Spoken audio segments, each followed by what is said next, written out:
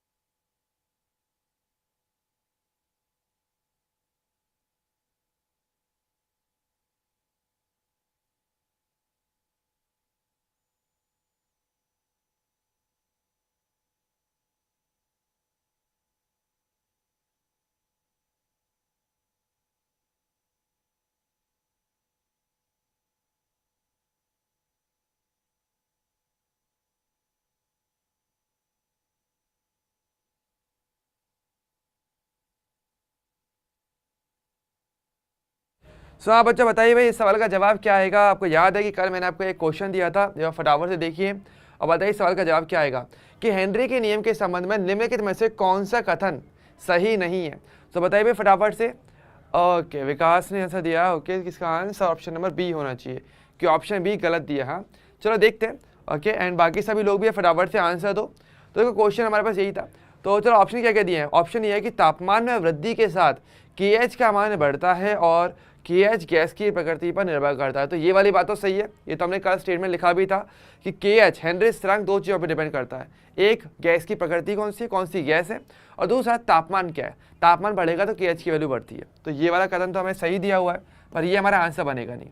दूसरा क्या है, किसी दिए गए दाब पर KH का मान जितना अधिक होगा द्रव में गैस की विलेयता उतनी ही अधिक होगी। तो ये गलत है, ये इसका सही आंसर है। क्योंकि आपको पता है KH हेनरी स्थिरांक अगर बढ़ रहा है तो गैस की द्रव्य विलेयता कम हो जाती है ना। तो ये हमारा क्वेश्चन था।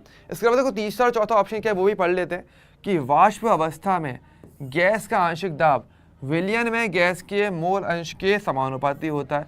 तो ये तो सही बात है कि P समानुपाती होता है आपके मोल अंश की। ये तो हमने कल हेनरी का नियम यही बोलता है। और लास्ट क्या हमारा कि एक ही तापमान पर अलग अलग गैसों का KH यानी हेनरी स्थिरांक हेनरी का नियम स्थिरांक का मान अलग अलग होता है। तो ये वाली बात भी बिल्कुल सही दी हुई है। अगर अलग अलग गैसें हैं तो उनके लिए KH का मान अलग अलग होगा। बिल्कुल सिंपल बात है ना।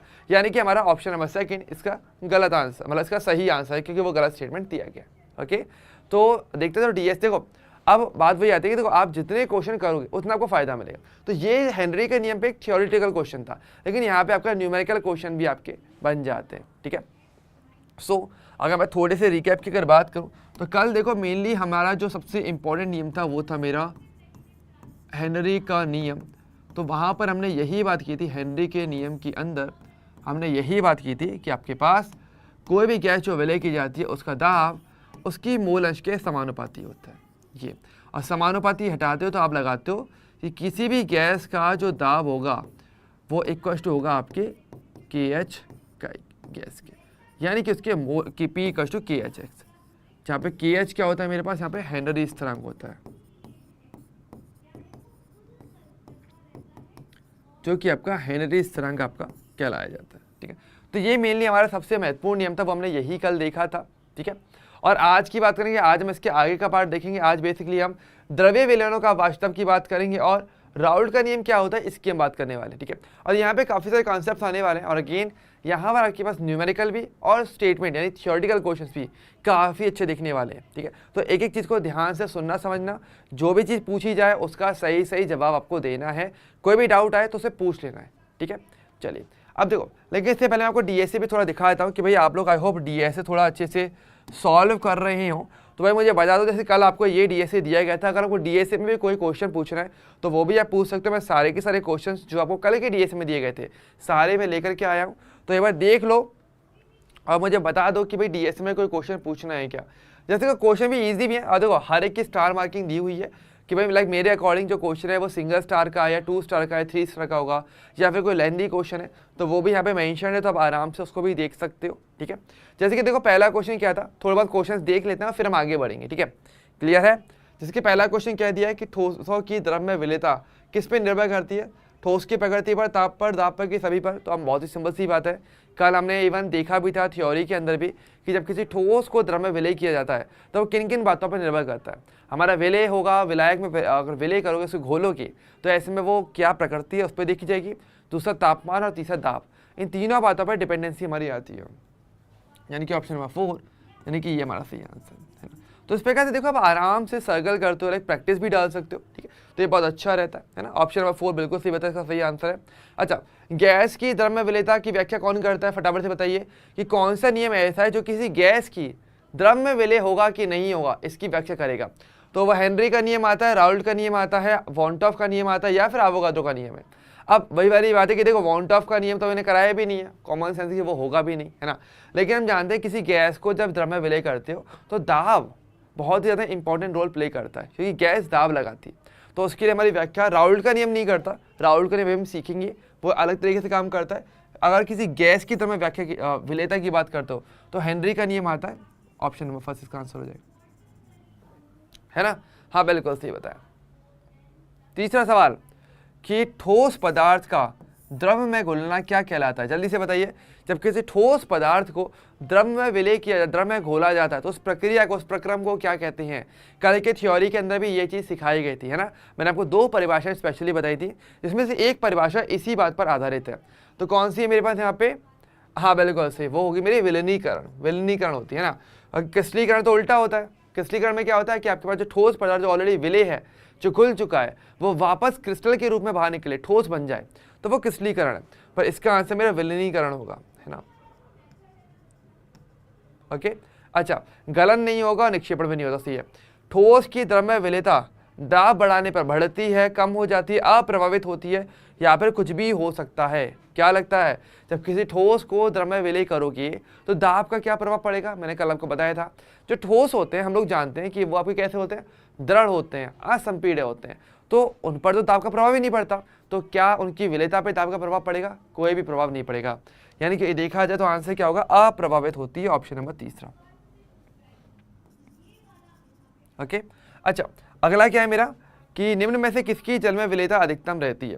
तो यहाँ पर देखो कुछ दब गया होगा, यहाँ पर चलो CO2 लिखा हुआ है यहाँ पे, और यहाँ पर आपके पास हीलियम लिखा हुआ है चौथे नंबर के ऑप्शन में। ठीक है, तो ये है। अच्छा, तो क्या रहेगा, तो मैंने आपको बताया था किसी भी गैस की जल में विलेयता की अगर बात करेंगे तो गैस की प्रकृति भी देखी जाती है ना। तो बताइए इसका आंसर क्या आएगा, अमोनिया होगा, या फिर बेंजीन होगा, CO2 गैस होगा, या फिर आपका हीलियम होगा।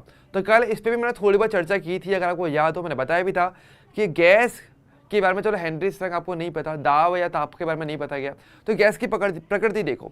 तो मैंने आपको कल बताया भी था कि जो गैस हाइड्रोजन बॉन्ड बना सकती है जल के अंदर, जल के साथ, जल के अणुओं के साथ, वो सबसे ज़्यादा विलय होती है। फिर उसके अलावा फिर हमारी ध्रुवीय गैस आती है, फिर अध्रुवीय आती है, फिर आपकी अक्रिय गैस सबसे लास्ट में आती है। तो यहाँ पर हम जानते हैं अमोनिया NH3 की बात करेंगे तो वहाँ पे हाइड्रोजन बॉन्डिंग बना सकते हैं वो। तो इसका आंसर क्या हो जाएगा आपका? ऑप्शन नंबर 1 हो जाएगा। बिल्कुल सही, बिल्कुल सही, बहुत ही बढ़िया विकास, बहुत बढ़िया आपने जवाब दिया सभी सवालों का, बहुत अच्छी बात है। देखो और लोग भी जवाब दिया करो, क्योंकि अगर वही ना कि जवाब नहीं दोगे मतलब दिमाग नहीं चला, इसका मतलब ये है। क्योंकि सिंपल सी बात है, सब कुछ आता है और तब नहीं बोलो तो वो तो मूर्खता हो गई, है ना। लेकिन अगर आता है तो बोलो, जवाब दो, ताकि कन्फर्मेशन रहे, ठीक है। तो ये हमारे स्टार्टिंग के 5 सवाल थे, सारे के सारे देखो ईजी थे, इसलिए मैं सिंगल स्टार दिए थे। आपको हर लेवल के क्वेश्चन नीट के अंदर मिलते हैं, ईजी भी मिलते हैं, मीडियम भी मिलते हैं, टफ भी मिलते हैं। अब जैसे कि देखो कुछ क्वेश्चन और भी जैसे हमारे पास थे, जैसे कि देखो अगला क्या है हमारा कि 293 केल्विन टेम्परेचर पे निम्न में से किस गैस का KH न्यूनतम होगा। अब वही वाली बात है, मैंने आपको कल कहा था, वैसे तो KH की वैल्यू आपको याद नहीं रखनी है, लेकिन गैस की प्रकृति से भी KH का आइडिया मिल जाता है। हम जानते हैं जिस गैस की विलेयता ज़्यादा होगी उसके लिए KH कम से कम रहेगा। तो भाई चेक करो भाई, इसका आंसर क्या आएगा, जल्दी से बताइए, जल्दी से इसका आंसर क्या आने वाला है कि 293 केल्विन टेम्परेचर पे कौन सी गैस ऐसी है जिसकी विलेयता, जिसके लिए KH का मान सबसे कम है। KH न्यूनतम मतलब कि विलेयता अधिकतम किसकी रहेगी? अमोनिया की। क्योंकि अमोनिया क्या करती है? हाइड्रोजन बॉन्ड बनाती है, जैसे कि अभी हमने बात किया था, है ना। अभी यही तो हमने कंपेयर किया था। ओके, अच्छा, अधिकतम किसकी रहेगी? अधिकतम हीलियम की रहेगी।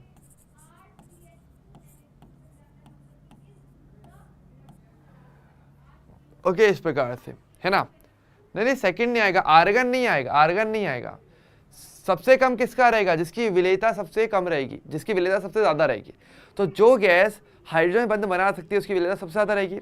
अब हीलियम और आर्गन तो दोनों ही अक्रिय गैसें होती हैं, और अक्रिय गैसों की विलेयता तो वैसे ही सबसे कम हो गई, तो ये तो इसका आंसर बनेगा नहीं। चौथा इसका आंसर आएगा अमोनिया NH3, ठीक है। सातवां क्या है? अब देखो ये हमारे कुछ न्यूमेरिकल्स आते हैं। अब वही वाली बात है, न्यूमेरिकल्स को मैंने थोड़ा 2 स्टार दिया, रीज़न क्योंकि कैलकुलेशन भी करनी पड़ती है, थोड़ा कंसेप्ट भी लगाना पड़ता है, तो ये थोड़े से अच्छे क्वेश्चन हो जाते हैं, मीडियम वाले क्वेश्चन, चाहे डायरेक्टली फॉर्मुला बेस भी इसमें से रहेंगे। ओके, सो भाई बताओ भाई कौन सा क्वेश्चन करा, कौन सा नहीं करा। अब जैसे कि देखिए क्वेश्चन नंबर 7 क्या बोल रहा है कि यदि N2 गैस को 293 केल्विन टेम्परेचर पे जल में से प्रवाहित किया जाए तो 1 लीटर जल में कितने मिलीमोल N2 गैस विलय होगी। और N2 का आंशिक आपको दिया हुआ है 0.987 बार, और 293 पर N2 के लिए KH का मान आपको दिया हुआ है, ठीक है। तो देखो बहुत ही ईजी क्वेश्चन है, आपको बस यहाँ पे क्या पता करना है, आपको ये पता करना है कि N2 के मिलीमोल कितने होंगे, इसका मतलब ये है, ठीक है। तो कैसे करेंगे, हाँ ठीक है। अब देखिए यहाँ पर देखो इस क्वेश्चन कैसे कर सकते हैं। देखो ये अच्छा क्वेश्चन है, मतलब इतना मुश्किल नहीं है, पर थोड़ा सा दिमाग लगाने वाली बात है। क्लियरली बात है, हेनरी के नियम की बात कर रहे हैं। अगर देखो नाइट्रोजन गैस है, गैस की द्रव्य विलेयता मतलब कि न्यूमेरिकल अगर आ रहा है तो हेनरी का नियम ही लग सकता है, और तो कोई लगेगा नहीं। तो हम जानते हैं हमारे पास क्या दिया हुआ है, P इक्वल्स टू क्या होता है, मेरे पास KHX होता है। अब देखो दाब मुझे पता है, ये मुझे क्वेश्चन में दिया हुआ है, कितना दिया हुआ है आपके पास 0.987 बार। आप कोई बोले भाई बार क्या होता है, तो बार बेसिकली दाब की इकाई होती है, जैसे कि ATM होता है, एटमॉस्फेरिक प्रेशर, वायुमंडलीय दाब होता है, बार भी दाब की इकाई होती है, mmHg होता है वो भी दाब की इकाई है ना, टोर जो होता है वो भी दाब की इकाई होती है। तो ठीक है, तो ये सब दाब की इकाई हमारे पास होती है। KH हेनरी स्थिरांक, देखो ये भी क्वेश्चन में दिया हुआ है, कहाँ पर, नाइट्रोजन गैस के लिए हेनरी स्थिरांक दिया हुआ है 76.48 के बार। कितना दिया हुआ है आपको दिया हुआ है 76.48। अब x क्या होता है, x है बेसिकली आपकी N2 की मोल बिन।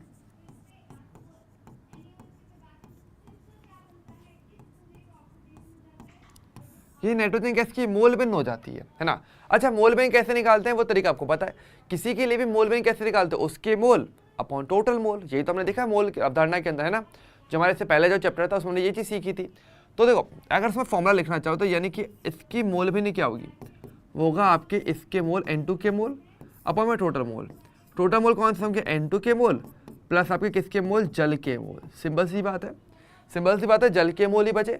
अगर देखो अगर आप किसी गैस को जल में विलय करोगे तो दो ही चीज़ें बन जाती हैं विलयन में, एक तो गैस वो तो विलय का कार्य कर रही है, और जल जो है मेरे विलायक का कार्य करेगा, तो वही तो हो गया हमारे पास। तो मुझे क्या पता करना है, मुझे यहाँ पे बेसिकली पता करना है क्या, देखो क्वेश्चन क्या बोल रहा है, क्वेश्चन बोल रहा है 1 लीटर जल में कितने मिलीमोल N2 है, यानी मुझे यहाँ पे क्या पता करना है, मुझे N2 के मोल ज्ञात करने हैं। तो यानी कि मेरा ये मेरा क्वेश्चन है, ठीक है। अब बात वही आती है कि भैया चलो ठीक है, दाब मुझे पता है, हेनरी स्थिरांक मुझे पता है, ये ज्ञात करना है, लेकिन मुझे ये तो पता ही नहीं है। बिना इसके कैसे करोगे, ये पता करना पड़ेगा अभी के लिए। कैसे पता करेंगे, इसके लिए देखो क्वेश्चन में हिंट दिया है। क्या, कितना जल दिया हुआ है, 1 लीटर जल। तो 1 लीटर जल में मोलों की संख्या ज्ञात कर लो तो आपका काम हो जाएगा, है ना।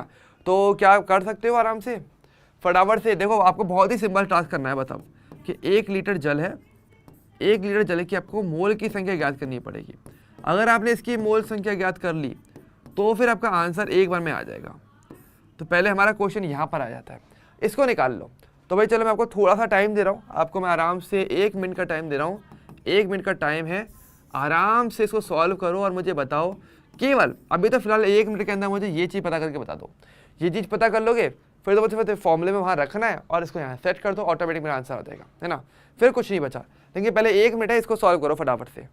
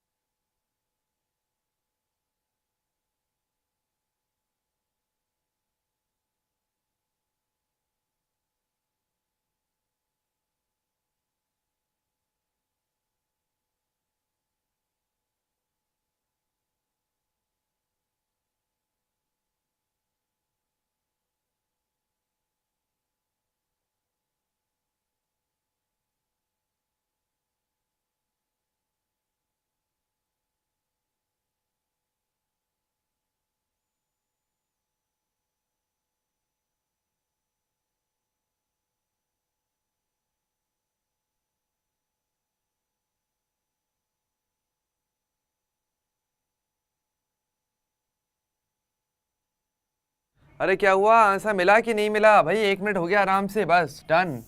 जल्दी से बताओ भाई इसका आंसर क्या आएगा फटाफट से। कुछ नहीं करना है, बस अभी तो हमारा काम हो गया। हमें तो केवल अब ये पता करना है कि 1 लीटर जल की मोल संख्या क्या है। तो ये तो निकाल सकते हो ना, फटाफट से बताओ भाई। कोई नहीं निकाल पाया क्या यार? इतने बुरे हाल हो रखे हैं कसम थे, मतलब सही में आंसर ही नहीं देना। हाँ भाई, 1 लीटर जल में मोल की संख्या नहीं निकाल सकते। मोल कैसे निकालते हैं? मोल हम निकालते हैं, हमारे पास ग्राम है भार, आपा में मेरे पास जो मोलर द्रव्यमान है, यही तो रहता है मेरे पास। तो भाई 1 लीटर जल है, जल मेरा लिक्विड रहेगा, तो आयतन वाला फॉर्मूला तो लगाओगे नहीं। क्या करोगे, पहले इस आयतन को आप पहले इसके बाहर निकालोगे और बाहर निकाल के फिर यहाँ पे रख देना, आंसर आ जाएगा। तो 1 लीटर जल का भार कितना होता है आपको पता है? 1 लीटर का मतलब क्या होता है कि पास 1000 ml होता है। और हम जानते हैं जल का घनत्व क्या होता है? जल का घनत्व मेरे पास होता है 1 ग्राम पर ml का रहता है। यानी कि जितना मेरा आयतन है उतनी ग्राम क्या रहेगा, जल रहेगा ml के अंदर। तो 1000 ml का मतलब क्या हो जाएगा मेरे पास यहाँ पे? 1000 ग्राम आपके पास H2O है, तो 1000 ग्राम और डिवाइड बाई क्या कर दोगे 18, तो आपके पास आएगा 55.5 मोल। इतने मोल आपके पास आ जाएंगे, दैट्स इट। और ये मोल है, इस वैल्यू को यहाँ पे रख देना। तो इसकी वैल्यू क्या है आपके पास? 55.5। बस इसको यहाँ रख दो, इस चीज़ को यहाँ पे पुट कर दो और आपका आंसर आ जाएगा, दैट्स इट। फिर बचा ही क्या है? अरे कर पाओगे, नहीं कर पाओगे, या ये पूरा करना पड़ेगा? जल्दी से बताओ फटाफट से, कर लोगे नहीं करोगे? अब तो कुछ नहीं करना, हमारा बचा ही क्या है? 0.987 इक्वल टू मेरे पास हो जाएगा कि आपका 76.48 और इंटू 10 की पावर 3 आएगा। क्योंकि देखो यहाँ पे क्या बोलेगा, यहाँ पे लिखा के बार, के बार मतलब कि किलो बार, तो यहाँ पे ये 10 की पावर 3 है, ध्यान रखना, ठीक है। किलो का मतलब ध्यान रखो। और इंटू में क्या हो जाएगा आपके पास? n/2 आपको याद करना है, अपॉन में n/2 और n/2 हो जाएगा, और फिर साथ में क्या आ जाएगा? प्लस में हो जाएगा 55.5, बस। और यहाँ पे आपको n2 के मोल याद करने, बस इतना कर लेना, ओके। चलिए ऐसे कर लेंगे। हाँ, अरे पहले आंसर देकर हो, ये नहीं कि हाँ भाई बैठे हुए हैं, वेट करें कि भैया भैया ये आंसर दे देंगे, हाँ ये नहीं करना अपने को, पहले करने होते हैं, ठीक है, फास्ट करते हैं थोड़ा, ठीक है। अच्छा अगला क्या है हमारा, देखो ये वाला क्वेश्चन वैसे काफ़ी अच्छा है, तो पहले मुझे बता भाई ये वाला क्वेश्चन कितने लोगों ने किया। क्वेश्चन नंबर 8 कि सड़े हुए अंडे वाली गैस, देखो ध्यान दो भाई यहाँ पे एक थियोरेटिकल क्वेश्चन आपके पास आ जाता है वैसे, सड़े हुए अंडे जैसी गंध वाली विषैली गैस कौन सी होती है, H2S। ध्यान रखना यहाँ पर एक स्टेटमेंट बन जाता है से बहुत अच्छा, कि कौन सी गैस ऐसी होती है जिसकी गंध सड़े हुए अंडे जैसी होती है, कौन सी होती है, H2S, हाइड्रोजन सल्फाइड। वही ना क्वेश्चंस के अंदर भी बहुत अच्छा डाटा मिल जाता है, ठीक है, तो ध्यान रखे करो, ठीक है। तो ये चलो मैं अलग से लिख देता हूँ, ध्यान रखना कि हमारे पास कभी पूछ ले कि सड़े हुए अंडे जैसी गंध वाली गैस कौन सी होती है, वो मेरे पास होती है कौन सी, वो होती है हाइड्रोजन सल्फाइड। H2S जो गैस होती है ना उसकी गंध ऐसी होती है, H2S यानी कि आपका हाइड्रोजन सल्फाइड, ठीक है। तो ये रहता है, ध्यान रखना इसका थोड़ा सा, ठीक है। क्वेश्चन क्या मेरे पास अब ये बोल रहा है, क्वेश्चन ये कह रहा है कि अगर इसका गुणात्मक विश्लेषण अगर किया जाता है, इसका उपयोग लिया जाता है, यदि H2S गैस की जल में STP पर विलेयता 0.195 मोलर है तो हेनरी स्थिरांक की गणना आपको करनी पड़ेगी। अब ये हमारा क्वेश्चन, अब देखो क्वेश्चन काफ़ी अच्छा है, यहाँ पे काफ़ी सारी चीज़ें बताई हैं, कुछ नहीं बताई, लेकिन वो पता करनी पड़ेंगी। क्वेश्चन ये बोल रहा है कि मतलब कि यदि H2S गैस की जल में STP पर विलेयता दी हुई है, वो भी मोलरता में, देखो ना यहाँ पर विलेयता के लिए मोलरता शब्द लेकर चला गया, मोल अंश को नहीं लिया गया, और आपको यहाँ पे हेनरी स्थिरांक ज्ञात करना है। क्वेश्चन काफ़ी अच्छा है, ठीक है। चलो एक बार इसको थोड़ा सा ट्राई करते हैं, या अगर आप में से किसी ने इसको सॉल्व किया तो पहले मुझे बताओ। तो ये तो हमारा क्वेश्चन नंबर कौन सा था, 7, कौन सा था, 7 था ना, हाँ ये तो आपका क्वेश्चन नंबर 7 का आंसर है। चलिए क्वेश्चन नंबर 8 की और बात कर लेते हैं, है ना। आपको देखो ये बोला है कि आपको H2S गैस है, कंडीशन दी है कि भाई STP है, और यहाँ पर इसकी विलेयता आपको दी हुई है, बशर्ते विलेयता आपको किस में दी है, विलेयता हो रही है आपकी मोलरता में, क्योंकि विलेयता सांता में होती है हमारे लिए, तो यहाँ पर क्या लिया गया 0.195,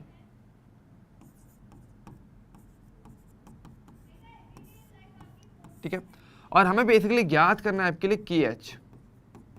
अब देखो ये बात तो कहीं ना कहीं क्लियर है कि भाई क्वेश्चन जो होगा हमारे लिए, क्वेश्चन के लिए आपको हेनरी का नियम ही लगाना पड़ेगा, P = KHX, है ना, उसी से आप इसे कर पाओगे। अब कैसे करोगे, देखो हम जानते हैं, वैसे देखो एक साइड में आइडिया लेके चलते हैं, हम जानते हैं P = KHX होता है ना।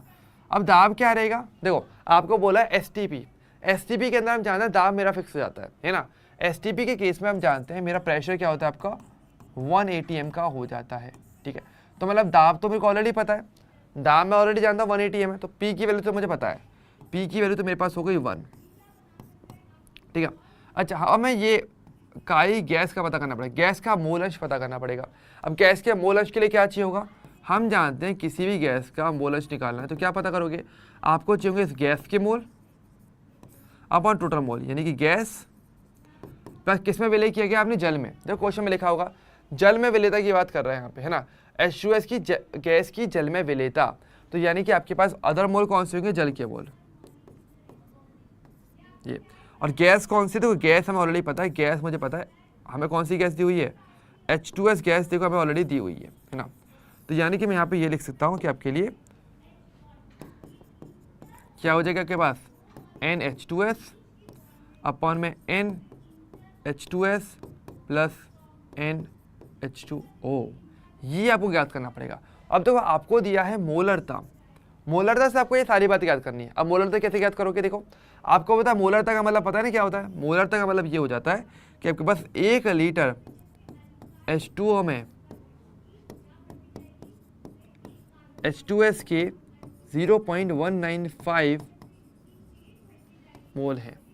अच्छा मुझे बता, मोलरता की परिभाषा तो ये होती है ना कि किसी भी पदार्थ के लिए किसी विलेय पदार्थ की मोलरता होती है। इसका मतलब क्या है कि 1 लीटर जल में या 1 लीटर विलायक के अंदर, 1 लीटर विलयन में आपके पास कुछ पर्टिकुलर अमाउंट में क्या है, आपके पास विलेय पदार्थ रहता है।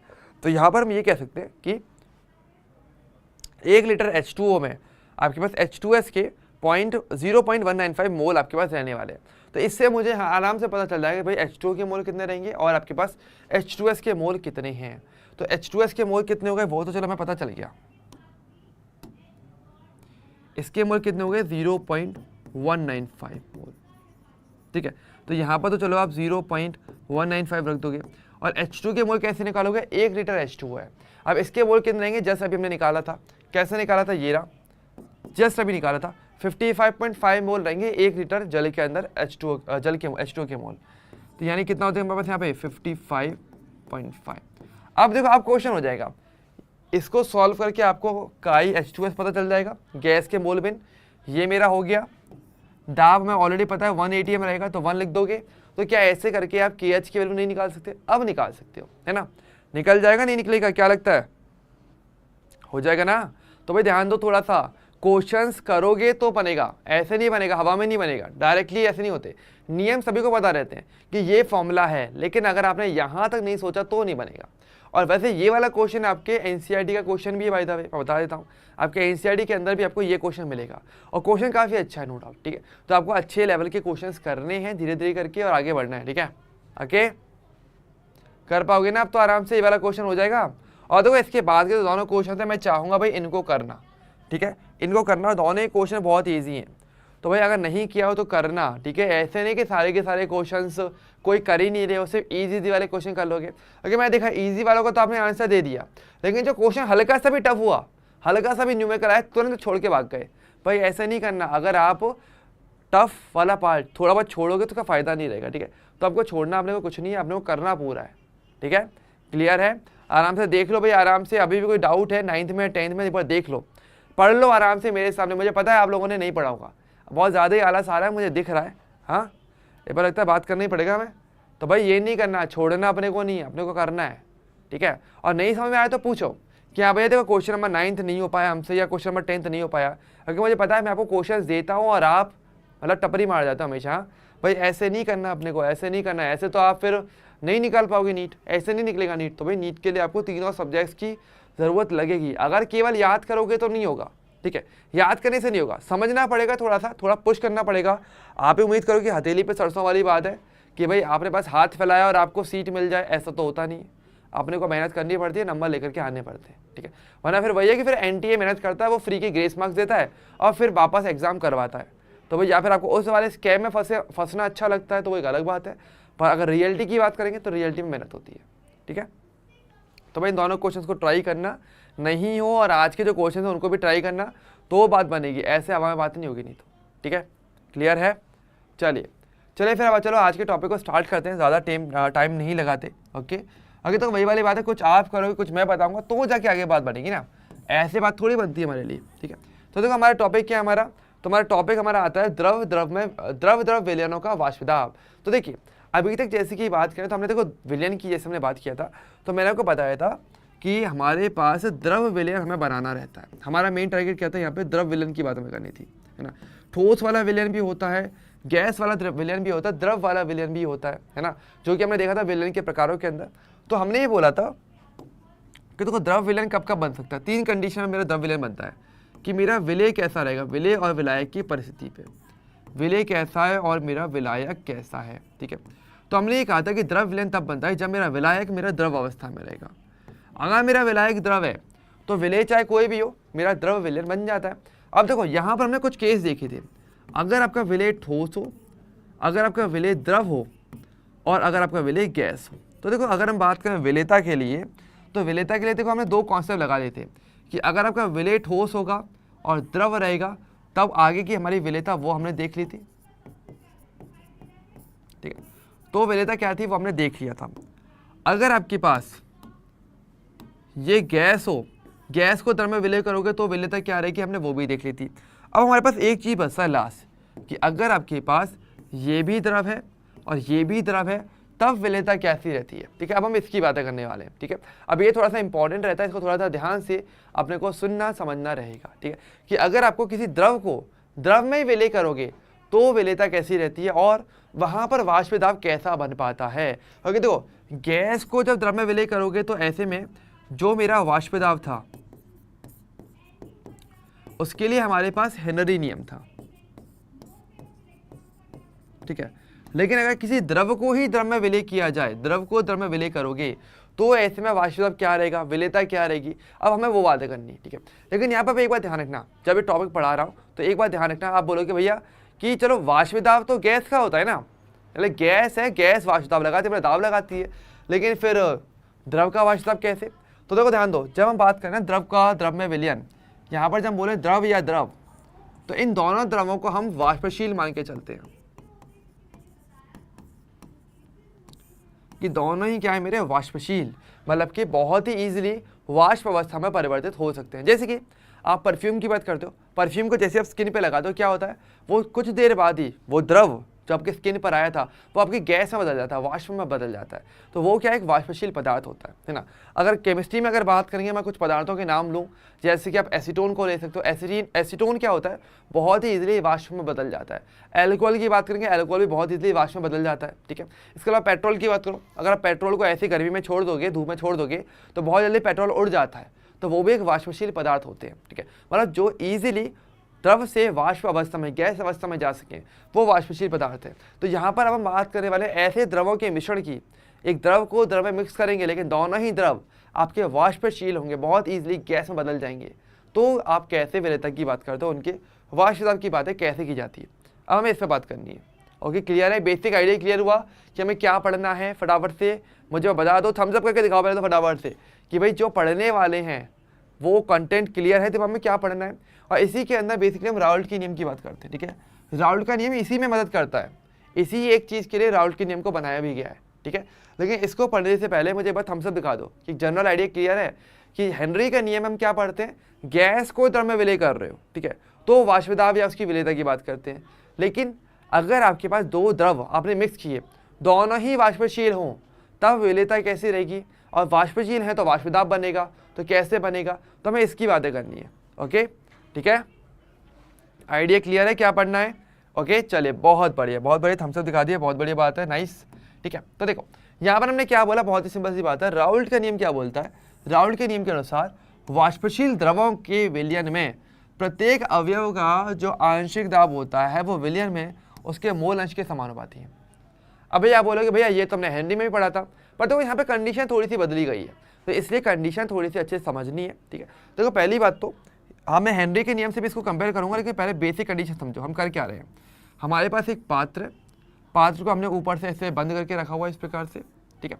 अब यहाँ पर क्या हमारे पास, अब यहाँ पे दो विलयन, दो द्रव हैं, एक तो आपका ये वाला द्रव है, येलो वाला, ठीक है, एक द्रव तो ये हो गया, और इस द्रव के अंदर, और ये द्रव कैसा है, मान लो इस द्रव को मैं बोल रहा हूँ ए द्रव, ये मेरा ए वाला द्रव है, और ये कैसा प्रकृति से, ये है मेरा वाष्पशील, मतलब बहुत ही ईजिली मेरा ये गैस अवस्था में बदल सकता है। तो मान लेते कि भाई कुछ गैस भी इसकी बनेगी, तो हमने बंद करके रखा हुआ है, तो इसकी कुछ गैस यहाँ पर इस प्रकार से बनी हुई है ना, क्योंकि वाष्पशील द्रव है, कहीं ना कहीं आपके गैस में बदलेगा, वाष्प में बदलेगा, तो बदल गया, मतलब कुछ द्रव भी है और कुछ ही गैस बन चुकी है, हमने बंद करके रखा हुआ तो इससे गैस बाहर ना निकले। फिर हमने क्या किया, हमने इसमें दूसरा द्रव मिलाया, दूसरा द्रव ऐसा मिलाया कि चलो ये मैंने दूसरा वाला द्रव मिला दिया, हरे रंग वाला, ठीक है, ये मेरा मतलब द्रव आपका बी वाला है, और ये भी क्या है मेरा वाष्पशील है, मतलब कि इसको मैंने मिक्स तो किया, ठीक है, तो पर इसकी भी क्या बनेगी, गैस बनेगी, तो मान लो इसकी भी मेरी गैस बनी, इस प्रकार से इसकी भी क्या गैस बन चुकी है, ठीक है। तो ऐसे में अब हमें बात करनी पड़ेगी भाई किसकी विलेयता कितनी है। अब देखो समझो, अब हुआ क्या, अब दोनों की गैस बन गई, तो भैया अब इसमें क्या होगा, तो अब देखो होता हमारे पास ये है कि अब देखो अब ऐसे ले सकते हो कि ए मेरा ज़्यादा मात्रा में, बी मान लो मेरा कम मात्रा में, तो वो आपका विलय विलायक आप निर्धारित कर सकते हो। सपोज कर लो फिलहाल के लिए कि ए मेरा क्या है, मेरा विलायक है, क्योंकि वो मेरा ज़्यादा मात्रा में है, और देखो हरा रंग आपको कम दिख रहा होगा, मतलब वो आपका विलय है, क्योंकि ऑब्वियसली बात है विलयन होगा तो एक आपका विलय होगा, एक आपका विलायक होगा। चलो ये भी कंफर्म हो गया, ठीक है। अब हम क्या बोलते हैं, अब हम ये बोलते हैं, अब देखो अब कहीं ना कहीं हेनरी के नियम की बात आ जाएगी कि देखो ऊपर आपके पास गैस है और नीचे आपका द्रव विलयन है उसी का ही, सेम का, ठीक है। तो अब जैसे हेनरी के नियम में क्या बोला था कि हमारे पास सभी गैस के कण लगातार टकराएंगे, यहाँ वहाँ वो इस द्रव की सतह पर भी टकराएंगे, तो कौन सी गैस ज़्यादा द्रव अवस्था में आएगी, कौन ज़्यादा विलय होगी, ये डिपेंड करता है उसका दाब कितना रहेगा यहाँ पे। और क्योंकि यहाँ पे तो गैसों का मिश्रण बन चुका है, मैंने को बताया था, गैसों के मिश्रण की स्थिति में जो दाब होता है वो, मतलब जितना दाब यहाँ पे लगाया जाए किसी गैस का आंशिक दाब, वो उतनी ज़्यादा विलेयता हमारे पास रह जाती है। तो राउल्ट का नियम भी यही कहता है। राउल्ट का नियम क्या बोलता है, राउल्ट का नियम ये बोलता है कि आपके पास किसी भी गैस का जो दाब होगा वो उसकी मोल अंश के समानुपाती है। इसने भी यही कहा, ठीक है। तो द्रव अवस्था में जितनी मोल अंश रहेगी वो डिपेंड करता है कि यहाँ पर उसका आंशिक दाब कितना बनता है, ठीक है। तो ये वाली बात है। तो ये क्या है आपका पी गैस का मतलब क्या है, ये आपका गैस का आंशिक दाब,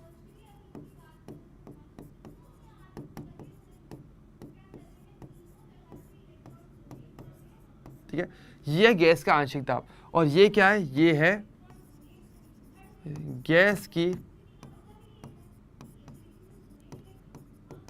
द्रव अवस्था में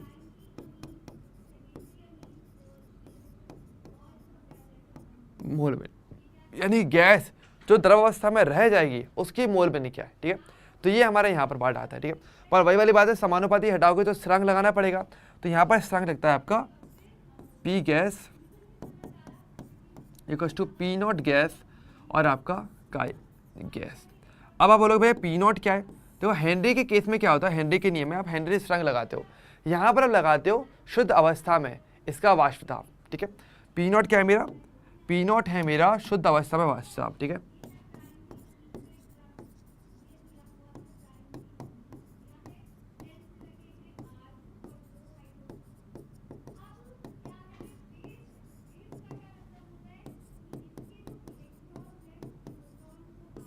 शुद्ध अवस्था में इसका वाष्प दाब जो रहता है ना, तो वो बेसिकली आपका पी नॉट रह जाता है, ठीक है। अब देखो शुद्ध अवस्था क्यों बोल रहा हूँ, देखो समझो, क्योंकि देखो आपको पता है यहाँ पर हमने दो ऐसे द्रवों को मिक्स किया तो दोनों ही वाष्पशील थे, है ना। तो यानी कि अगर मान लो मैं दोनों को मिक्स नहीं करता, दोनों को अलग अलग बीकर में रखा हुआ, एक को पहले एक बीकर में रखा था, दूसरे को दूसरे बीकर में रखा था, तो ऐसी स्थिति में जो इनका दाब बना होगा ना वो शुद्ध अवस्था का वाष्प दाब रहा होगा। अगर शुद्ध अवस्था कब आती है, जब तक आप मिक्सिंग नहीं करते। अगर ये तो मिश्रण हो गया ना, ये तो मिश्रण हो गया। मिश्रण क्या होता है, विलयन भी तो मिश्रण ही होता है, हमारे समांगी मिश्रण, है ना। तो शुद्ध का मतलब क्या है कि अब तक जब हमने मिक्स नहीं किया था स्टार्टिंग में, तब जो दाब था वो आपको पी नॉट था उस किसी भी गैस के लिए। क्योंकि दोनों ही गैसें अपने आप में वाष्पशील होती हैं, तो उनका संगत जो वाष्प दाब रहा होगा शुद्ध अवस्था में मिक्स करने से पहले, और मिक्स करने के बाद अब जो दाब बना है वो आपका पी गैस है, मिक्स करने आफ्टर मिक्सिंग, ओके। तो मिक्स करने के बाद इनका आंशिक दाब माना जाएगा, क्योंकि दोनों गैसें मिक्स हो चुकी है, तो गैसें सभी की सभी दाब लगाएंगी, तो किसी गैस का जो स्वयं का दाब है वो उसका आंशिक दाब बनेगा, ठीक है। तो यहाँ पर इसका नियम आता है P gas equal to P not gas into में उसकी मोलबिन, कि द्रव अवस्था में जितनी गैस की मोलबिन रहेगी, ऑब्वियसली बात है वो उतनी ज़्यादा गैस अवस्था में आएगा, और ऐसे में उसका दाब भी ज़्यादा रहेगा, ऐसे भी आप कह सकते हो, ठीक है। तो ये वाली बात हमारे पास यहाँ आती है, ठीक है। अगर मैं इसको ए और बी के लिए लिखना चाहूँ तो मैं क्या लिख सकता हूँ, मैं लिख सकता हूँ कि पी ए यानी ए गैस का आंशिक दाब क्या होगा आपका पी नॉट ए इंटू में काई ए, इस प्रकार से, ठीक है। इसी प्रकार से बी के लिए भी मैं कह सकता हूँ क्या हो जाएगा आपका पी नॉट बी इंटू में काई बी। तो ये हमारे पास नियम आता है जो कि हमारे राउल्ट का नियम कहलाता है, ठीक है। तो राउल्ट का नियम यही बोलता है कि किसी भी गैस के मिश्रण में, यानी सॉरी दो द्रवों के मिश्रण में, जहाँ पे आपके द्रव दो या ज़्यादा द्रव भी हो सकते हैं वैसे तो अगर मिश्रण बनाया जाए, विलयन बनाया जाए, और दोनों ही द्रव कैसे हों, वाष्पशील हों, तो किसी भी गैस का जो दाब रहेगा, जो उसका आंशिक दाब रहेगा, ऊपर कितनी दाब बनेगी वो डिपेंड करता है कि भाई विलयन में उसकी मोल अंश कितना रहेगा, उसके वो समानुपाती। क्योंकि ऑब्वियसली बात है, देखो अगर आप दो द्रवों को मिक्स कर रहे हो, एक द्रव ज़्यादा मात्रा में, एक द्रव कम मात्रा में, तो सिंपल सी बात है जो द्रव ज़्यादा मात्रा में रहेगा उसकी वाष्प भी ज़्यादा बनेगी और उसका वाष्प दाब भी ज़्यादा होगा। लेकिन जो द्रव कम मात्रा में रहेगा उसकी वाष्प भी कम बनेगी और उसमें उसका वाष्प दाब भी कम बनेगा। सिंपल सी बात है, प्योर लॉजिक है हमारे पास, और यहाँ पे कुछ भी नहीं है, ओके। क्लियर है राउल्ट का नियम कैसे बोलता है। हालांकि देखो इसके अंदर फिर और भी बातें हमें सीखनी है काफ़ी सारी, लेकिन उससे पहले जो बेसिक्स है राउल्ट के नियम का, पहले ये समझो ये नियम कब लगाया जा रहा है, और हेनरी के नियम और राउल्ट के नियम की तुलना भी हम आगे करेंगे, लेकिन उससे पहले मुझे यहाँ तक बताइए, ओके। क्लियर है यहाँ तक का पार्ट। देखो यहाँ पर मुझे एक एक चीज़ को बहुत ही समझ के हमें चलना है, क्योंकि ये एक ऐसा पार्ट है ना, ये माइंड फील्ड की तरह मान लो, है ना। जैसे होता है ना कि जहाँ पे युद्ध वाला जो एरिया होता है, जहाँ पे एक्चुअल वॉर होता है, जब बाउंड्री पे जाते हो वहाँ पे माइंड फील होती है। माइंड में क्या होता है कि आपने एक जगह पैर रखा नहीं और तुरंत ब्लास्ट, अगर गलत जगह पे पैर रख दिया तो वही वाली बात है, यहाँ पे थोड़ा संभाल के चलने की ज़रूरत है, क्योंकि काफ़ी सारे बच्चे हेनरी के नियम और राउल्ट के नियम के बीच में कंफ्यूज हो जाते हैं, तो हमें वहाँ पे कंफ्यूज नहीं होना है, ओके। चलिए थम्स अप दिखा दे, बहुत बढ़िया, नाइस, ओके। तो देखिए अब बात करते हैं थोड़ा सा और आगे, है ना। तो देखो यहाँ पर हमारे पास क्या आता है, अब देखो एक छोटी सी चीज़ और समझना बहुत ध्यान से। देखो अगर बात करें हमारे पास, देखो काई ए और काई बी क्या है मेरे पास, ये है द्रव अवस्था में जो ए और बी है इनकी मोल भिन्न, है ना, यही तो हो गया मेरे पास। अगर हम बात करें मेरे पास यहाँ पे, तो कुछ वर्डिंग थोड़ा क्लियर करके चलते हैं। देखो P A and P B क्या है आपका ए तथा बी का आंशिक दाब। ओके, ये क्या है, इनका आंशिक दाब आपका हो जाता है कि ए और बी कितना कितना दाब, यानी गैस जो ऊपर बनी है इनका दाब कितना रहेगा, वो तो ए और बी बता देंगे, पी और पी बी। अच्छा P not A P not B क्या है, देखो ऊपर जब भी ये ऊपर जो गोला आता है इसको बोलता है नॉट, ये शुद्ध अवस्था को प्रदर्शित करता है या मानक परिस्थिति को प्रदर्शित करता है। यहां पर ये क्या प्रदर्शित कर रहा है कि ए तथा बी का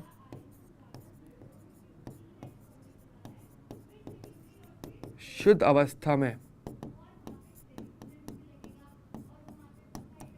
वाष्प दाब, शुद्ध अवस्था में इनका वाष्प दाब ये हो जाता है। ठीक है, और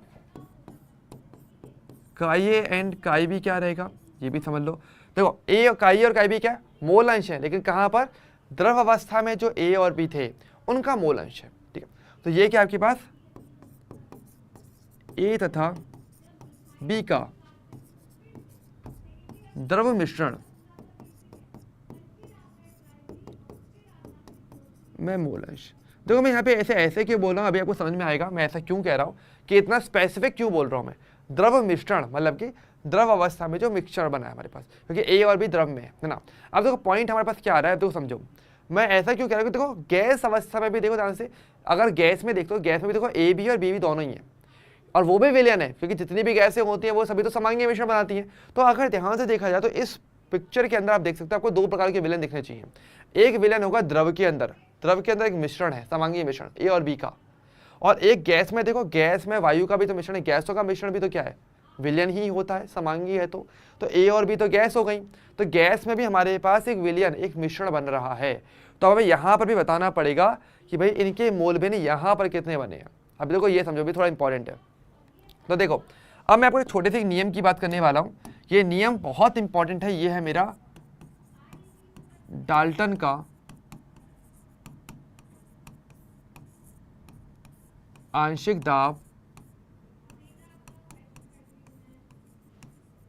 का नियम, डाल्टन का आंशिक दाब का नियम। अब देखो ये समझो ये क्या होता है। ठीक है, तो देखो डाल्टन का नाम देखो आपको याद ना, पहले भी आया था, है ना। हमारे डाल्टन ने देखो और भी नियम दिए थे, गुणित अनुपात का नियम डाल्टन ने दिया था, डाल्टन ने परमाणु सिद्धांत दिया है, डाल्टन ने आंशिक दाब का नियम भी दिया है, डाल्टन ने परमाणु संरक्षण का सिद्धांत भी दिया था, है ना, याद है ना सभी को। तो डाल्टन का नाम देखो अभी तक दूसरे चैप्टर हुआ है और चौथी बार नाम आ चुका है इसका, तो भाई ये नाम भूलना नहीं है अपने को, बहुत इंपॉर्टेंट है ये बंदा। ठीक है, तो देखो डाल्टन का आंशिक दाब का नियम क्या बोलता है, थोड़ा डिटेलिंग में समझते हैं। ये नियम ये बोलता है कि अगर आपके पास जैसे कोई पात्र है, कोई बंद पात्र आपके पास है ना, और इसमें बहुत सारी अलग अलग प्रकार की गैसें यहाँ पर मिक्स हो रखी हैं, जैसे कि मान लो आपके पास यहाँ पे रेड कलर की कोई गैस है, बहुत सारी गैस, मैं अलग अलग कलर दिखाता हूँ हर एक के लिए। रेड कलर की गैस है आपके पास ऑरेंज कलर की गैस दी हुई है थोड़ी सी, है ना, बहुत सारी गैस हैं, गैसों का मिश्रण है पात्र के अंदर और कुछ नहीं है, गैसों का मिश्रण जो है आपको पात्र में दिया हुआ है। तो बहुत सारी गैसें, और आपको पता है जब गैसें होंगी चाहे वो कितनी क्यों ना हो, चाहे वो कितनी गैसें क्यों ना हो, सभी की सभी गैसें समांगी रूप से समान रूप से मिक्स हो जाती हैं, है ना, ये तो हम जानते हैं। तो तभी तो उसको क्या बोलते हो, समांगी मिश्रण बोलते हो, और मैंने बताया भी था, तभी ये विलयन के अंदर भी आता है, एक एग्जाम्पल भी हमने देखा था, है ना। तो यहाँ पर ये कहता है, इसका स्टेटमेंट क्या है, इसका स्टेटमेंट ये आता है कि देखो अब मान लेते भाई हर एक गैस कहीं ना कहीं अपना अपना दाब लगाएगी, तो मान लेते इस पूरे, देखो अब गैस का खुद का दाब तो हम डायरेक्टली कैलकुलेट कर नहीं सकते, पर हम ये कैलकुलेट कर सकते हैं कि इस पूरी गैसों का, सारी की सारी गैसें मिल करके ओवरऑल कितना दाब लगा रही हैं। तो हम मानते हैं कि हमारे पास इस पूरे मिश्रण का जो कुल दाब है, मान लो कि आपको पी टी है, टी का मतलब टोटल, पी का मतलब pressure, total pressure P T बोल देते हैं। ठीक है, तो यहाँ पर ये बोला गया कि देखो मान लो जैसे कि आपके पास ए बी सी डी इत्यादि गैस है, ठीक है, इस गैस का मिश्रण आपको यहाँ पर दिया हुआ है। ठीक है, ये तो यहाँ पर ये बोलते हैं कि किसी भी गैस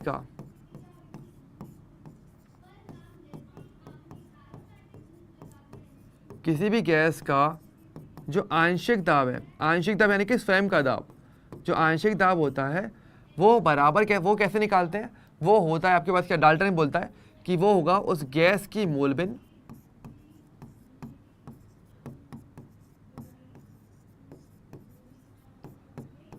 मोलबिन इनटू में कुल दाब की।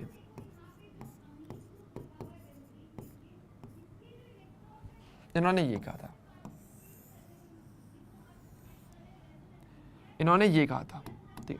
तो इन्होंने क्या कहा था, इन्होंने ये कहा कि किसी भी गैस का जो आंशिक दाब है, क्योंकि हमें पता है बहुत सारी गैसें दाब लगा रही हैं। आंशिक दाब क्या होता है, किसी गैस का स्वयं का दाब। ओके, यानी भाई येलो गैस दाब तो लगा रही है, लेकिन और भी कैसे लगा रही होंगी दाब लगाता, तो कुल दाब तो हमें मिल जाता है कि वे सारी गैसों का टोटल दाब कितना जा रहा है इन द लास्ट ओवरऑल, मोटा मोटा कि सारी गैस अगर भर दो एक पात्र में तो टोटल इतना दाब वो लगाएंगे, वो तो पीटी हो गया। लेकिन मैं पूछूं कि भाई उसमें से येलो कलर वाली जो गैस दिख रही है उसका दाब कितना होगा, तो वो उसका खुद का दाब हो गया, तो उसको क्या बोलेंगे, आंशिक दाब बोलते हैं। तो किसी गैस का स्वयं का दाब किस पे डिपेंड करता है, देखो ऑब्वियसली बात है वो डिपेंड इसी पे करेगा कि वो गैस कितनी ज़्यादा मात्रा में यहाँ पे रहती है। कोई गैस जितनी ज़्यादा मात्रा में रहेगी उसका दाब भी ज़्यादा रहेगा। तो यहाँ पर हम बोलते हैं गैस का मोल भिन्न, जिस गैस की मोल भिन्न ज़्यादा है उसका दाब ज़्यादा रहेगा, और इनटू कर दो कुल दाब से, तो आपको उस गैस का टोटल दाब पता चला, उसका स्वयं का दाब। यानी जैसे अगर मैं बोलूँ ए का दाब क्या रहेगा, एक आंशिक दाब, तो होगा ए की मोल भिन्न इनटू में कुल दाब। अच्छा यहाँ पर तो एक काम करते हैं, मोलबिन के लिए मैंने एक अलग सिंबल लेके चल रहा हूँ गैस के केस में, तो मैं इसे YA बोल दे रहा हूँ, ठीक है। इसी प्रकार से अगर देखा जाए PB क्या रहेगा, वो रहेगा आपका YB इनटू में P टोटल, ठीक है, इस प्रकार से, ठीक है। और यहाँ पे मैंने YA और YB क्या है, YA एंड YB क्या है हमारे पास, A तथा B की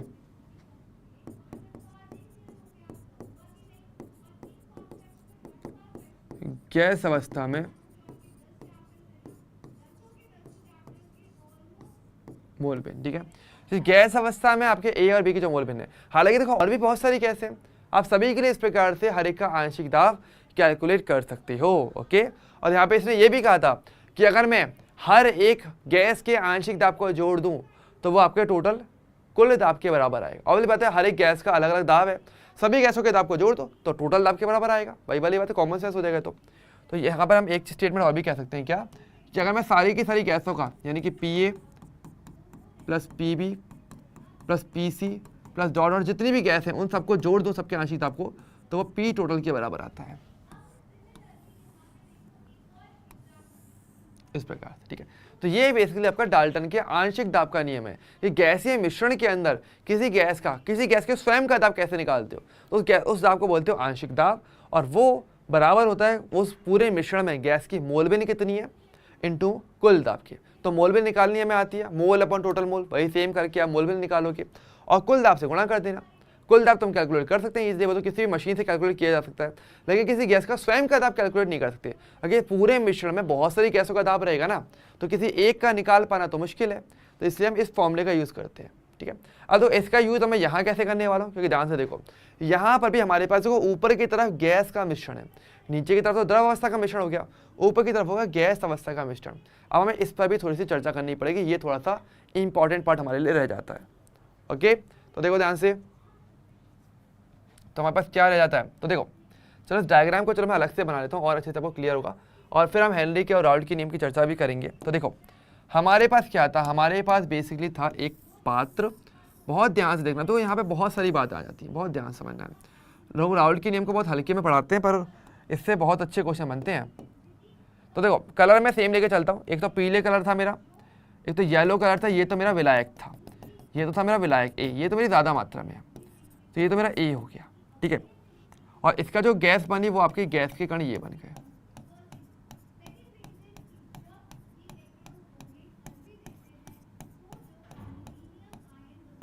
ठीक है। और एक थे मेरे पास जो मैंने कम मात्रा में मिलाया था, वो था मेरा विलय, ये मेरा बी हो गया, बी क्या मेरा विलय है, अब इसकी भी गैस बनी,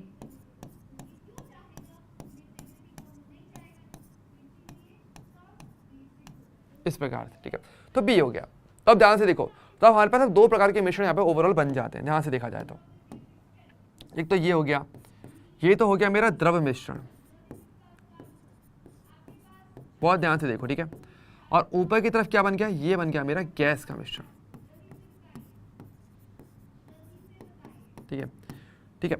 अच्छा यहाँ पर तो हमने और क्या क्या बातें बोली, मैंने यहाँ पे ये भी बताया कि इस ओवरऑल मिश्रण में ए का जो आंशिक दाब है वो आपका पी ए है और बी का जो आंशिक दाब है वो आपका पी बी है, ये हमने बोल दिया था। ठीक है, अच्छा द्रव अवस्था के अंदर देखें तो ए और बी दोनों है और गैस में भी ए और बी दोनों है। तो द्रव अवस्था के अंदर ए और बी के मोल अंश हमने एक्स से बोले थे, है ना। हमने ये बोला था कि द्रव अवस्था में ए और बी के मोल अंश क्या क्या है, वो है आपका एक्स ए और आपका एक्स बी।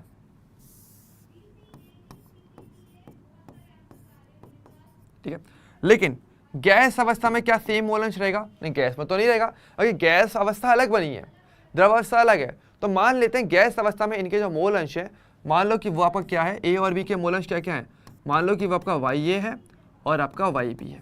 ये क्या है, गैस अवस्था में ए और बी के मोल अंश। और अब ये कैसे निकाला जाएगा? देखो हम एक काम कर सकते हैं, हम इस पूरे गैस मिश्रण का कुल दाब तो मुझे पता चल जाएगा, पी टोटल होता ही है, वो हम निकाल सकते हैं कि भाई टोटल कितना दाब बन रहा है।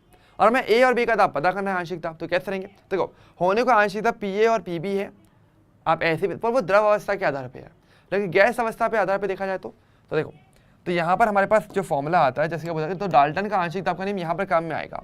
तो यहाँ पर हम बोल सकते हैं कि हमारे पास डाल्टन के आंशिक दाब के नियम से P a equals to Y a और पी टोटल है, और p b equals to y b और पी टोटल है।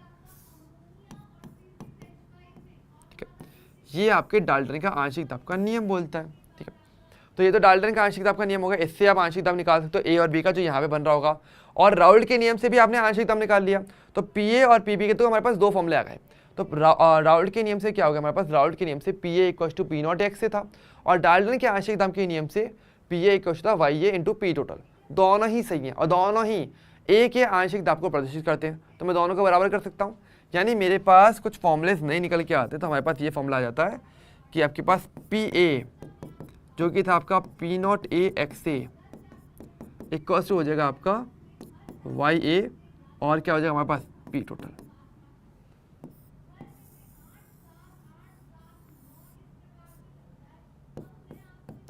और इस प्रकार से पी बी क्या हो जाएगा, P not B X P और या फिर Y B into P total. ठीक है, तो दोनों ही फॉर्मूले अपने आप में बहुत इंपॉर्टेंट है, बहुत सही है, और यहाँ से डेरिवेशन काफ़ी अच्छे तरीके से पूछा भी जाता है, तो इसको थोड़ा सा फोकस के याद रखना बहुत इंपॉर्टेंट रहता है आपके लिए। ओके, क्लियर है? तो इसको थोड़ा सा ध्यान में रखना कि डाल्टन का जो आपका आंशिक दाब का नियम है, वो भी आप उससे भी आप गैस का आंशिक दाब पता कर सकते हो। गैस अवस्था में उनकी जो मोल भिन्न है और कुल दाब है उस आधार पे, हमारे पास गैस अवस्था में मोल भिन्न पता थी, गैस अवस्था में गैसों का कुल दाब पता, तो आप इनका आंशिक दाब निकाल सकते हो। लेकिन द्रव अवस्था में अगर आपको ए और बी के मोल भिन्न पता है, तो राउल्ट के नियम से फिर आप इनका आंशिक दाब तब भी निकाल सकते हो। तो दोनों ही आंशिक दाब निकालने के तरीके हैं, और यहाँ से ये डेरिवेशन भी काफ़ी इंपॉर्टेंट रहता है, काफ़ी अच्छा डेरिवेशन रह जाता है, काम काफ़ी करता है, और डायरेक्टली नीट के अंदर भी ये क्वेश्चन पूछा जा सकता है कि डायरेक्टली आपको इन दोनों के बीच का संबंध पूछ लें, तो वो आप पता कर सकते हो कि गैस अवस्था में मोल भिन्न और द्रव अवस्था में मोल भिन्न अलग अलग होती हैं। ध्यान रखना, दोनों की वैल्यूज एग्जाम में पूछी जा सकती है निकालने के लिए, और ये क्वेश्चन मैंने आपको आज की डीएसए में दिया भी है, तो उसको भाई अच्छे से सॉल्व करना है, बहुत ही अच्छे लेवल क्वेश्चन रहेगा। ठीक है, तो भाई देख लो आराम से, मैं थोड़ा सा टाइम आपको दे रहा हूँ, कोई स्लाइड चेंज करनी हो तो बोल देना आराम से। ठीक है।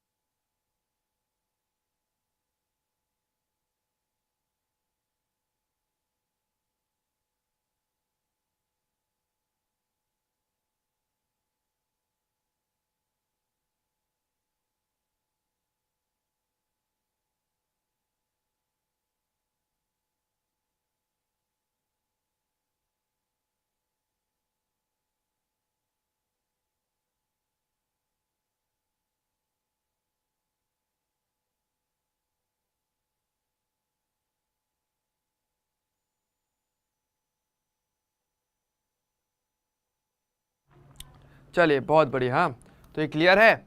चलिए अब हम बात करते हैं, देखो हमारा थोड़ा सा जो कंपेरिजन था, तो देखो वैसे तो कंपेरिजन ऑलरेडी हम कर चुके हैं, लेकिन चलो उसको थोड़ा सा और अच्छे से लिख ही देता हूँ एक बार साफ साफ, है ना, कि कब आपको राउल्ट का नियम लगाना है, कब आपको हेनरी का नियम लगाना है। तो देखो राउल्ट के नियम की बात हम कब करते हैं, जब आपके पास वाष्पशील द्रव को किसी वाष्पशील द्रव में मिक्स करते हो, ठीक है, जब आप ये करते हो ना, तो उस कंडीशन में आप जो है राउल्ट के नियम की पालना करते हो, पहली चीज तो, ठीक है। और हमारे पास हेनरी का नियम कब आता है, हेनरी का नियम तब आता है जब आपके पास किसी गैस को आप मिक्स करते हो किसी द्रव के अंदर, और ये जो द्रव है, ये द्रव आपका अवाष्पशील होगा। ध्यान रखना, ये द्रव क्या रहेगा आपका, अवाष्पशील। अगर ये भी वाष्पशील हो गया तो इसकी भी गैस बनेगी, ये भी गैस अवस्था में जाएगा, तो फिर वो आपको कहीं ना कहीं राउल्ट के नियम जैसे काम करेगा। लेकिन यहाँ पर फिर ये फर्क आता है। पहली चीज़ तो जहाँ पर राउल्ट के नियम में बात करें कि आपको पता है गैस का जो दाब है वो समानुपाती होता है उस गैस के मोल अंश के जो कि आपके द्रव अवस्था में। सेम हेनरी के नियम में देखो यही सेम चीज़ आती है कि किसी गैस का जो दाब रहता है वो समानुपाती होता है उसकी मोल अंश के, तो ये तो दोनों में कॉमन आ जाता है। बशर्ते फ़र्क कहाँ पर आता है, फ़र्क मेरे पास आता है इनके स्थिरांक पे। यहाँ पर आप जब स्थिरांक लगाते हो तो आप लगा दो P0 उस गैस का शुद्ध अवस्था में वाष्प दाब, और यहाँ पे जब स्थिरांक लगाते हो तो यहाँ पे लगता है KH जो कि आपका हेनरी स्थिरांक होता है। तो फ़र्क देखने को मिलता है, फ़र्क भी है और कुछ चीज़ें कॉमन से फॉर्मूला दिखने में काफ़ी हद तक एक जैसे होते हैं कि हमारे पास क्या होता है, आपके पास P गैस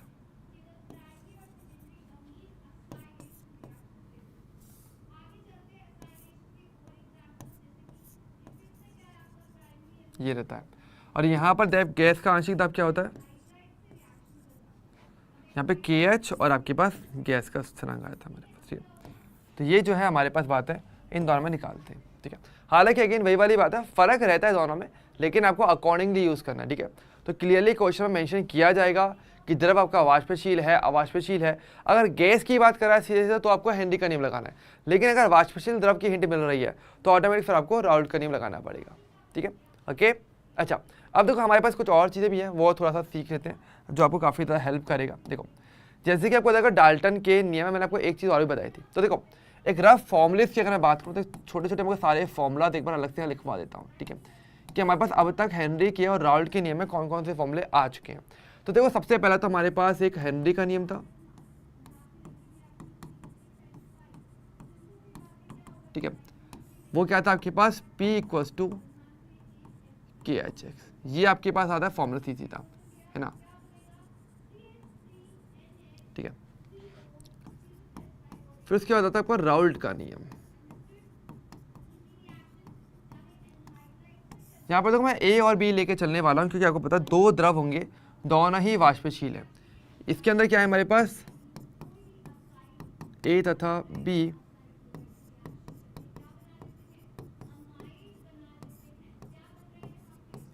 B वाष्पशील द्रव, ये जो है बेसिकली आपको यहाँ पर दिए हुए हैं, है ना, सही है ना, यही दो चीज़ें तो आपको दी हुई हैं, ओके। अच्छा, और यहाँ पर फॉर्मूला क्या आता है, तो हमने बोला था कि आपका A का जो दाब होगा आंशिक दाब वो इक्वल होगा P0A XA, और आपके पास था PB के लिए होगा क्या आपका P0B XP। एक तो हमारे पास ये फॉर्मूला आ गया था, है ना, राउल्ट के नियम से। इसके अलावा फिर हमने यहाँ पे अलग से हमने थोड़ा सा डाल्टन का नियम भी लगाया था,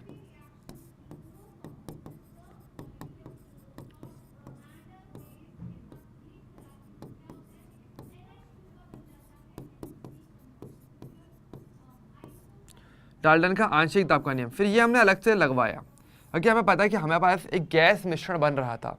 तो गैस मिश्रण के लिए अगर बात करें तो A और B का जब गैस मिश्रण, तो हमने क्या बोला था कि A का आंशिक दाब क्या होगा आपके पास, गैस अवस्था में इसके जो मोल भिन्न होंगे इंटू में कुल दाब, और इसी प्रकार से B का आंशिक दाब क्या होगा, गैस अवस्था में B के मोल भिन्न इंटू उसका कुल दाब, ठीक है, इस प्रकार से। और एक पॉइंट पे आकर के हमने इन दोनों को बराबर भी कर दिया था, है ना। तो हमने अगर बराबर करें तो हमने क्या बोला था, हमने ये बोल दिया था अगर बराबर किया जाए तो आप इनको बराबर भी कर सकते हो, और आपके पास फॉर्मूले आ जाते हैं।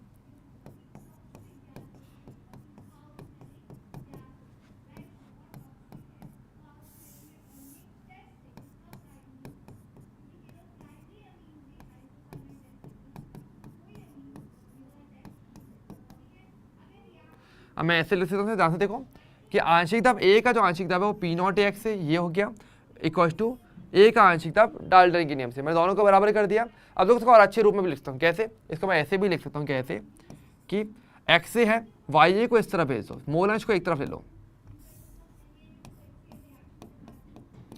अब हम नीचे क्या आ जाएगा आपका वाई ए इक्वल टू क्या आ जाएगा पी टोटल अपन में पी नॉट है, इस प्रकार से। अब देखो ये रूप और अच्छा है, एग्जाम में वैसे ये चीज़ आपसे पूछी जाती है, इस प्रकार से पूछा जाता है।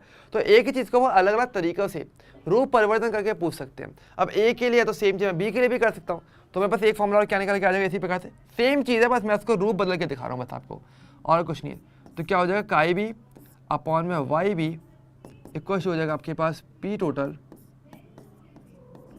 अपॉन में पी नॉट बी, इस प्रकार से। ठीक है, तो इस प्रकार से जो है आप एक ही चीज़ को और अन्य रूपों में भी लिख सकते हो। ठीक है, अच्छा इसका तो एक तरीका और समझो, मैंने आपको एक फॉर्मूला और भी बताया था, जैसे कि आपको याद होगा मैंने बोला था कि पी टोटल क्या होता है डाल्टन के नियम से, आपका ए का आंशिक दाब प्लस बी का आंशिक दाब इनके योग के बराबर होना चाहिए, है ना।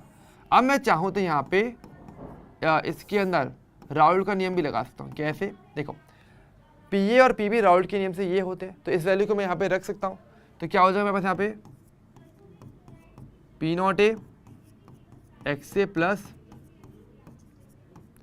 P not B X B, मैं इसको भी रख सकता हूँ चाहो तो, है ना। आंशिक दाब के नियम है, चाहे आप राउल्ट की बात करोगे चाहे आप डाल्टन की बात करोगे, दोनों से आप ए और बी का आंशिक दाब ईजिली, क्योंकि सेम ही वैल्यू आती है, सेम ही चीज़ है, को आप आराम से दोनों फॉर्मूले में रख सकते हो। और क्योंकि सबसे इंपॉर्टेंट देखो और समझो, आपको पता है काई ए प्लस काई बी क्या रहता है मेरे पास, अगर विलयन है, विलय विलायक जोड़ के मूलंश जोड़ोगे तो 1 आएगा। यहाँ से मैं चाहूँ तो ए मेरा विलायक है, बी मेरा विलय है, तो मैं विलायक की वैल्यू यहाँ पे रख सकता हूँ और केवल विलय भी यहाँ पे रख सकता हूँ। कैसे, तो देखो, तो मेरे पास आ जाएगा पी टी इक्वल क्या हो जाएगा मेरे पास पी नॉट ए और 1 माइनस का एक्स भी हो जाएगा, विलायक की वैल्यू मैंने यहाँ पे रख दी प्लस, इस प्रकार से मैं ये भी बना सकता हूँ। तो भाई ना आप एक फॉर्मूले से नए नए फॉर्मूले बना सकते हो, हमने कुछ नहीं किया, बस फॉर्मूले को मिक्स करते जाओ। मतलब दो मेन फॉर्मूले मैंने रखे हैं, दो मेन फॉर्मूले को मिक्स करके मैं उसको अलग अलग रूपों में दिखा सकता हूँ। तो ये बहुत इंपॉर्टेंट, ये चीज़ समझना इंपॉर्टेंट रहता है। ठीक है, तो ये थोड़ा सा हमारे लिए इंपॉर्टेंट बनता है। ओके, क्लियर है। तो पहले मुझे बता दो भाई, यहाँ तक मैंने जैसे फॉर्मूले लिख के दिखाए हैं, जो परिवर्तन दिखाया है, पहले तो ओवरऑल ये सार है। अगर आप वो हो कि भाई फॉर्मूले याद करने वाली चीज़ अच्छी लगती है मुझे, तो आपके पास चीज़ें हैं, नो डाउट आपको फॉर्मूले चाहिए, सारे के सारे फॉर्मूले भी एक साथ आपको दिख जाते हैं। ओके, इवन जो मॉड्यूल्स हैं वहाँ पर भी सारे के सारे फॉर्मूले रखे गए एक साथ ही, लेकिन वही वाली चीज़ ना कि आपको पहले चीज़ समझनी है, डाल्टन का नियम, राउल्ट का नियम या फिर हेनरी का नियम, कौन सा नियम कब लगाना है, कैसे लगाना है, क्या कंडीशन है, वो पता रहेगी तो आप थियोरेटिकल क्वेश्चन भी अच्छे से कर पाओगे। अगर तो मैं बहुत ही क्लियर करता हूँ, नीट के एग्जाम में ज़्यादा से ज़्यादा 6 या 7 क्वेश्चन ही होंगे जो न्यूमेरिकल आएंगे। उसके अलावा जितने भी क्वेश्चन हैं वो सारे के सारे थ्योरी बेस्ड होंगे, थ्योरी वाले होंगे या फिर मिलान वाले आएंगे, कथन कारण वाले आएंगे, तो वो पार्ट ज़्यादा पूछा जाता है। हालांकि करना हमें सारा ही है, कोशिश यही करनी है कि जितना हो सके उतना करना है अच्छे से। लेकिन पहले मुझे एक बार इसके लिए बताओ कि क्या ये वाला पार्ट क्लियर है, आराम से देख लो, फॉर्मूले सारे आपके सामने लिखे हुए हैं।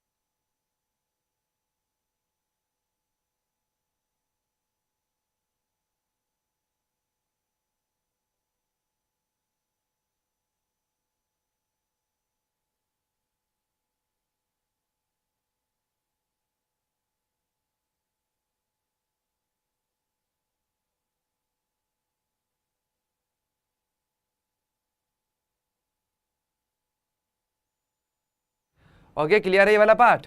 चलिए आगे बढ़े। अब देखो समझो, अब हम बात करते हैं, थोड़ी सी बातें और हम करते हैं जो एक थोड़ा स्पेशल केस हमारे लिए रह जाता है कि देखो अगर आपके पास राउल्ट का नियम ही है, ठीक है, लेकिन किसी ठोस का द्रव विलयनों का वाष्प दाब। अब इसका मतलब क्या है, तो समझो इसका मतलब ये है कि मैंने जैसे पहले क्या लिया था, पहले मैंने लिया था कि द्रव मेरे पास वाष्पशील थे, दोनों द्रव वाष्पशील रखे गए थे और उस स्थिति में क्या वाष्प दाब बन रहा था, टोटल इन टोटल कैसे भी करके आंशिक दाब। लेकिन अगर मान लो मैं किसी ठोस विलय को लूँ और किसी द्रव्य विलय को, द्रव का वाष्पशील हो, तब क्या होगा। अब देखो केस अलग है। अब देखो ठोस तो क्या है मेरे पास विलय, और क्योंकि ठोस है तो ठोस क्या होते हैं मेरे लिए, अवाष्पशील होते हैं। ये क्या आपका अवाष्पशील है, ठीक है। और द्रव कैसा है आपका, द्रव जो है वो आपका यहाँ पर विलायक है, क्योंकि द्रव विलय बनाना है तो ये तो आपका विलायक हो गया। और कैसा रहेगा, ये आपका रहेगा आपका वाष्पशील। अब क्या कंडीशन देखने को मिलेगी, तो देखो बहुत सिंपल सी बात है। अभी आपको याद होगा राउल्ट के नियम में मैंने लिखा था, देखो पी टोटल क्या है मेरे पास, वो है आपका P A plus P B, है ना, यानी ए और बी के आंशिक दाब के बराबर है वो, ठीक है। अब वही वाली बात है ना, अब विलय मैंने उस टाइम पे ए बोला था, और सॉरी हाँ विलय जो था मेरा वो था मेरा बी, और विलायक था मेरा ए। ये तो हमारे पास जो हमने पहले लेकर चले थे। तो देखो ऑब्वियसली बात है, देखो जो विलायक है उसकी वाष्प दाब तो बनेगी, है ना, तो उसके पास तो वाष्प दाब रहेगी। लेकिन अगर हम बात करेंगे आपके विलय की, तो ए की तो वाष्प दाब बनेगी, लेकिन विलायक है वो तो अवाष्पशील है, तो इसके लिए वाष्प दाब क्या हो जाएगा, तो इसके लिए पी बी की वैल्यू क्या हो जाएगी, 0। तो बस कुछ नहीं करना आपके लिए, बस यहाँ पे पी बी की वैल्यू 0 हो जाती है। यानी कि आपका जो कुल दाब बनता है वो केवल आपके विलायक के दाब के बराबर ही होता है, क्योंकि वही एक चीज़ है जो द्रव से गैस में गया है। तो यानी कि हमारे पास यही हो सकता है कि कुल दाब आपके विलायक के वाष्प दाब के बराबर हो जाता है। दैट्स इट, पहली बात। तो अब इससे फॉर्मूले पे क्या फ़र्क पड़ता है तो वो समझो।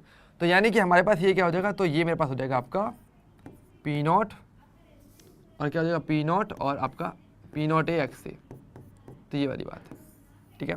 और वही वाली बात है, लेकिन ये बात ध्यान रखना कि क्योंकि काई ए प्लस काई बी इन दोनों का योग तो आपका 1 के बराबर है, तो मैं चाहूँ यहाँ पर तो ये भी लिख सकता हूँ कि जो काई बी की जो वैल्यू है, काई ए की जो वैल्यू है उसको निकाल के यहाँ पे रख दो, तो क्या हो जाएगा मेरे पास, तो मेरे पास आ जाएगा, इस ग्राफ को हम समझेंगे, पर हमारे पास आ जाएगा जो पी टोटल है, जो कुल दाब है विलयन का, वो हो जाएगा आपका पी नॉट ए विलायक का दाब इंटू 1 माइनस काई बी, इस प्रकार से। और इसको अगर मैं थोड़ा सही से लिखूंगा तो इस प्रकार से आ जाएगा कि आपका पी टोटल माइनस का पी नॉट ए अपॉन में P not A equal to आपकी काई बी, इस प्रकार से। तो ये कुछ इस रूप में आपको देखने को मिलेगा। इसको अगर सॉल्व करोगे, काई बी अलग से निकालोगे, तो आपको ये चीज़ देखने को मिलेगी, ठीक है। और यहाँ पर आपको कुछ ये देखने को मिलती है बहुत अच्छी तरीके से। तो पी टी क्या है आपका, पी टी है आपका कुल दाब, और कुल दाब किसका होगा, अब देखो विलय और विलायक की बात करेंगे, दोनों को जोड़ के ओवरऑल दाब बना वो पी टी है। तो इसको मैं यहाँ पे पी विलियन भी कह सकता हूँ चाहूँ तो, कि ये आपके ओवरऑल विलियन का दाब है। मैं बस थोड़े सिंबल्स बदल रहा हूँ ईजी करने के लिए।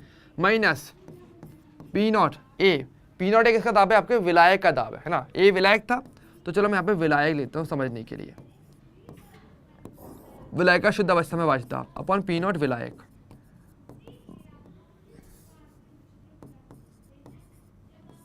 और ये किसके बराबर आ गया आपकी, बी क्या था आपका, विलय, विलय की मोल में।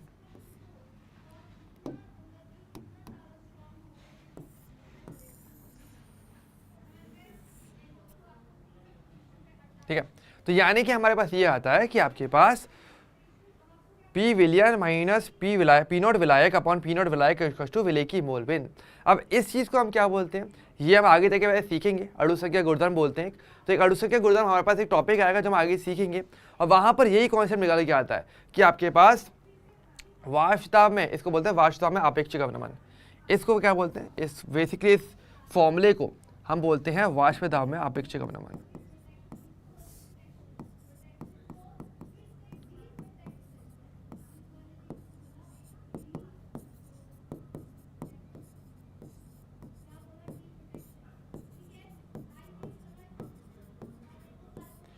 इसको आप कहते हो वाष्प दाब में आपेक्षिक अवनमन। ओके, तो ये टॉपिक कैसे आता है, ये क्या होता है, इसको मैं आगे बताऊंगा धीरे धीरे करके, लेकिन अभी के लिए राउल्ट का नियम कहीं ना कहीं इस एक टॉपिक को सपोर्ट करेगा आगे जा करके।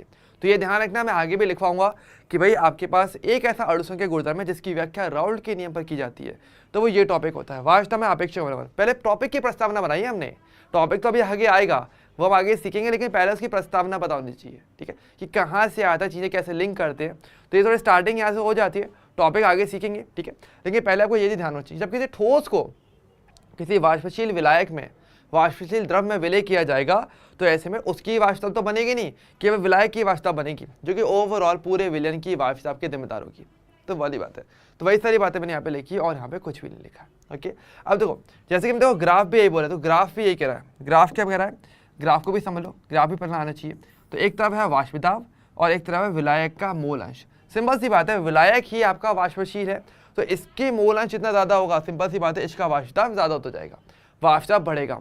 और जब इसका मोल अंश 1 हो जाएगा तो आपको मिलेगा P0A, जो कि शुद्ध विलायक का वाष्प दाब कहला जाएगा। अब बदली बात है, देखो यहाँ पर अगर मैं XA की वैल्यू 1 रख दूँ, IA की वैल्यू 1 रख दूँ, तो P0A तो बचेगा, तो P0A इक्वल टू क्या हो जाएगा, PA हो जाएगा, यानी कि शुद्ध विलायक का वाष्प दाब बचेगा। अब जो दाब आएगा तो वो आपका P0A निकल के आता है, ठीक है। और अन्य स्थिति में वो आपका PA है, विलायक का जो दाब रहता है, आंशिक दाब रहता है, ठीक है।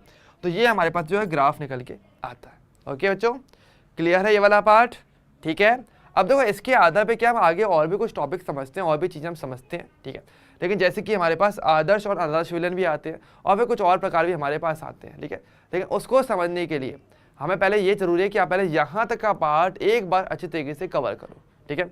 समझो आज के सेशन में मेरी तरफ से यहीं तक रहने वाला होगा, और अभी आपका काम एक का बनता है कि आप यहाँ तक जो भी चीज़ें बताई हैं, जो भी सिखाई हैं, इनको एक बार अच्छे तरीके से सोचो, समझो, फॉर्मूले थोड़े क्लियर करो। और आज आपको इसके न्यूमेरिकल्स भी मिलेंगे, न्यूमेरिकल्स DSA में है, ज़रूर सॉल्व करिएगा।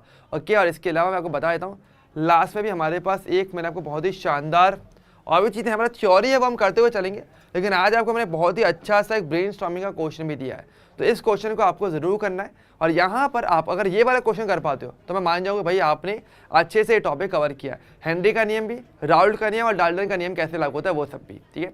समझो इस सेशन में मेरी तरफ से इतना ही रहेगा, और अब हम मिलेंगे कल नेक्स्ट सेशन में। तब तक के लिए bye bye and take care.